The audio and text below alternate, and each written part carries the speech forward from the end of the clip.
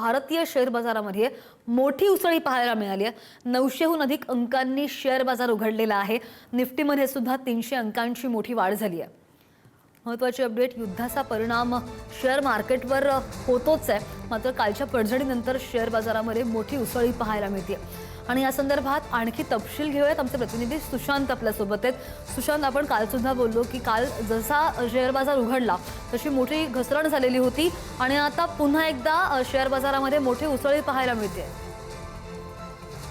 दिलासादायक बातमी आहे शेअर ट्रेडिंग करणाऱ्यांना। काल जो गुढीपाडव्याच्या मुहूर्तावर जो काही शेअर बाजारमध्ये ब्लडबाथ झाला होता, मोठ्या प्रमाणात मार्केटची घसरण झाली होती स्टॉक बार, त्यामुळे अनेकांनी विक्री केल्यामुळे तो एकदम डाऊनफॉल होता, सगळं रेड मार्केट झालं होतं, ब्लडबाथ झाला होता आणि जवळपास 2100च्या पॉईंट्सनी घसरण झाली होती आणि मात्र जवळपास 74,000च्या खाली आला होता। आज मात्र सेन्सेक्स 75,000 च्या वर गेला आहे, तर 970ने रेज झालाय मार्केट, त्यामुळे जवळपास 1000 पॉईंटच्या आसपास आता रिकव्हरी झालेली आहे। निफ्टीमध्ये देखील 23,000च्या खाली काल मार्केट होतं, तर आज 23,270च्या आसपास आलाय, 265 वर रेज झालेला आहे निफ्टीत।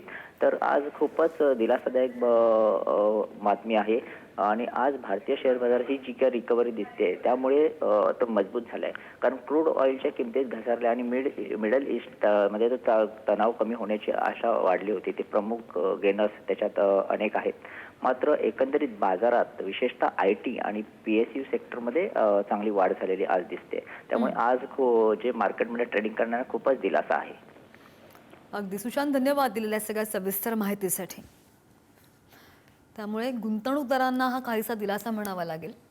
शेअर बाजार पुन्हा एकदा 900हून अधिक अंकांनी उघडल्याची माहिती आहे।